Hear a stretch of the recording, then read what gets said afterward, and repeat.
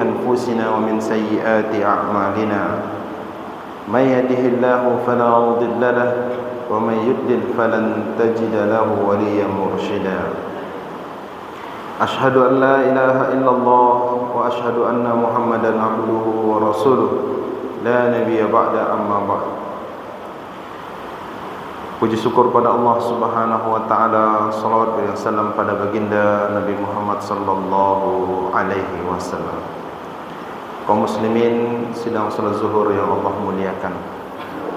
Allah Subhanahu wa taala mencatatkan banyak kemuliaan baginda Rasulullah sallallahu alaihi wasallam di dalam Al-Qur'anul Karim.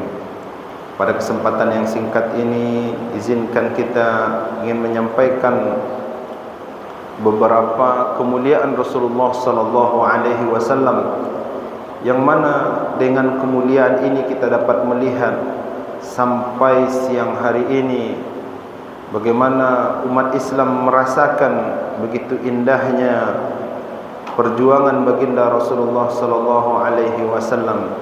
Kita bisa merasakan kemuliaan agama ini. Kita bisa merasakan nikmatnya berada di dalam ilmu pengetahuan, dan kita dapat merasakan keindahan hidup di dalam naungan Islam. Bahkan seakan-akan mungkin bisa jadi kita sudah memasuki sorga sebelum kepada sorga yang sebenarnya. Allah Subhanahu wa taala berfirman di dalam surah At-Taubah di penghujung ayatnya, di penghujung surahnya pada ayat ke-128. A'udzu billahi minasyaitonir rajim. Bismillahirrahmanirrahim. Laqad ja'akum rasulun min anfusikum azizun 'alaihi ma 'anittum harisun 'alaikum bil mu'minina raufur rahim.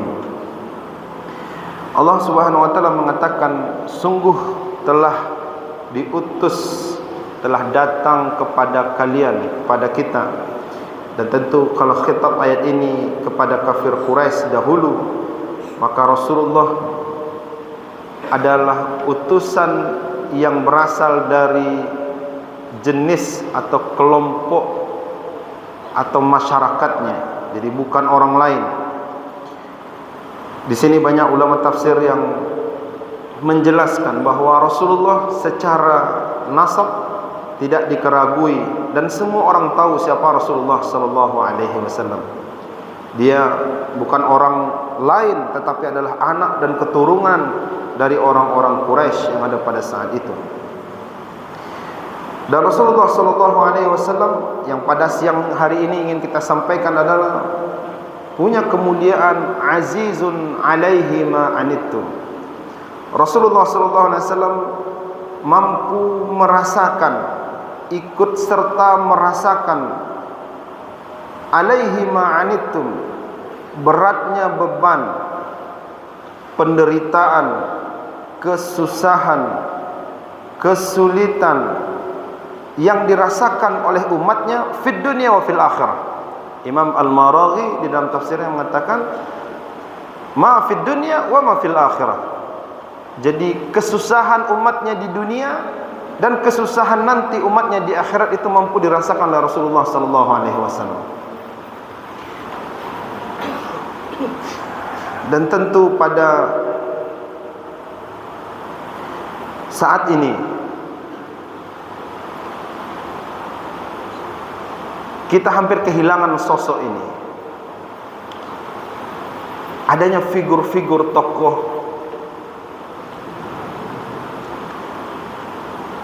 adanya figur-figur orang-orang yang mampu merasakan kesusahan umat ini. Ia hadir, ia tumbuh, ia hidup bersama dengan umat ini, sehingga jeritan umat ini yang pertama sekali mengetahui adalah dirinya. Inilah Rasulullah sallallahu alaihi wasallam. Bahkan kalau kita lihat riwayat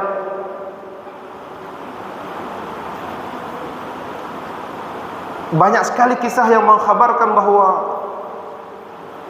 Rasulullah betul-betul mempersembahkan seluruh yang ada pada dirinya untuk umat ini. Dan hampir-hampir tidak ada yang tersisa buat dirinya dan keluarganya. Di salah satu riwayat disebutkan bahwa ketika ada orang Arab Badui datang meminta kepada Rasulullah setiap hari, Rasulullah memberinya. Setiap hari.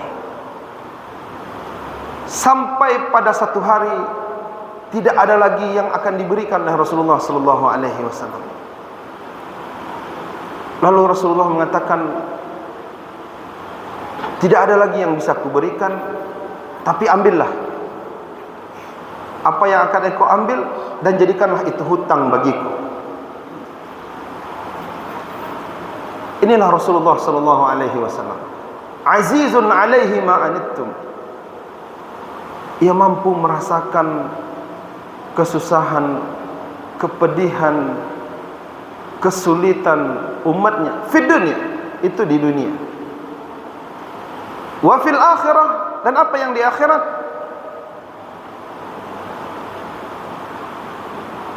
Rasulullah juga bahkan disebutkan dalam sebuah riwayat, ketika Allah akan membakar umatnya, maka Rasulullah sibuk menangis dan bersujud kepada Allah Subhanahu wa taala, sampai Allah Subhanahu wa taala merintahkan malaikatnya untuk menanyakan, kenapa Rasulullah menangis? Tiada lain, Rasulullah sallallahu alaihi wasallam ingin memintakan ampunan kepada Allah Subhanahu wa taala agar diberikan kepada umatnya. Inilah Rasulullah sallallahu alaihi wasallam, sosok pribadi,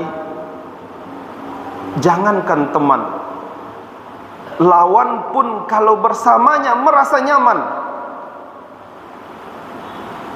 Jangankan teman, bahkan lawannya, jika bersamanya dia akan merasa nyaman. Subhanallah. Sosok ini yang tentu dengan beratnya kondisi saat ini menjadi figur yang kita rindukan. Kemudian yang kedua, harisun alaikum. Rasulullah sallallahu alaihi wasallam selalu terobsesi,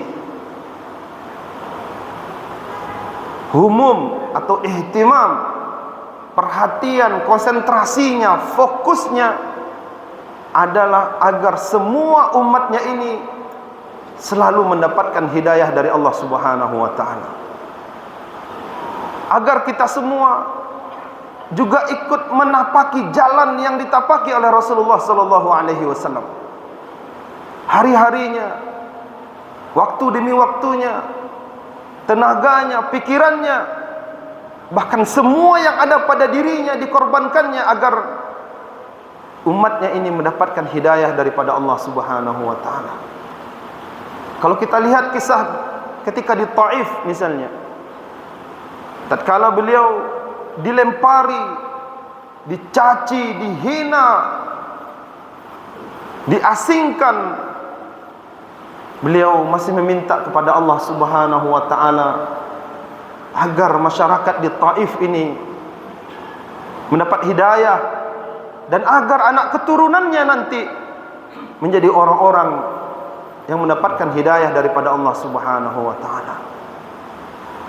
Inilah Rasulullah sallallahu alaihi wasallam yang mana kesabarannya tiada batas, yang mana pengorbanannya tiada hujung, yang mana waktunya, kesehariannya habis untuk umatnya. Maka mudah-mudahan kita adalah bahagian daripada umat-umatnya, yang mana nanti hendaknya kita berharap kepada Allah Subhanahu wa taala disatukan dengan syafaatnya.